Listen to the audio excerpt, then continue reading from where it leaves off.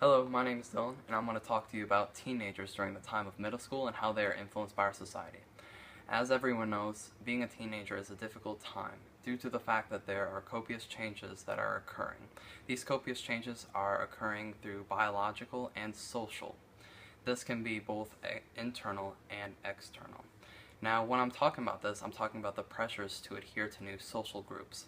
Now, when I'm talking about social groups is the fact that we come from elementary to middle school.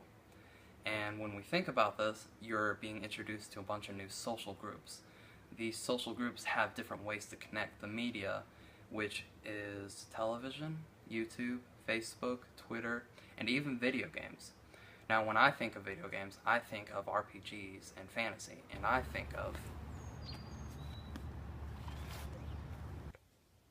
So that's basically what I think of when I'm thinking of video games and violence. I'm thinking of people basically one-on-one fighting each other, someone's being the victor, but in video games there are also other elements, not just this violence. There's also physical appearances. Now, when I mean physical appearances, I'm meaning kind of like this lookism that we think about. That this character is this character because they dress in this certain manner, or look this certain way. And so, looking at video games, they're both kind of sexism with males and females, but I'm focusing more on the female aspect. Basically, that females, all their armors are basically cut up in different ways to show off their sexualized bodies, and also that they are proportioned differently, as you would see, that they're way too thin to meet the standards that we have as a society. So, in this, I want to bring up a few examples that I've seen in video games when I've played. So, Dragon Age being one. Morgan is one of the black mages. She's kind of one of these big, overpowered kind of woman that, like, basically her robes expose her breast. But other black mages or white mages in there do not show this. And so it comes to the question, why does this character, an empowered woman, have to be sensualized?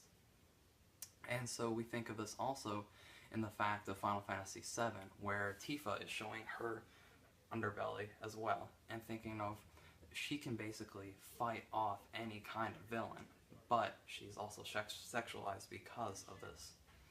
And there's also, in the newest edition, Final Fantasy 15, where Sydney, one of the main mechanics that works on the main character's cars, is sexualized by showing her breasts that come this way as more side boob than most things.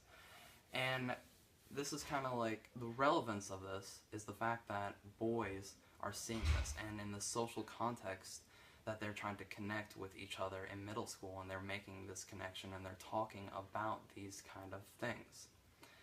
And so what we see is the fact that a perpetuation of the sexualized themes, and that video game companies are making money off of this.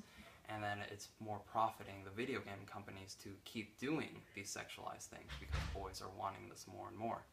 So overall, I think that video games have sexist themes, and it's something that we need to pay attention to.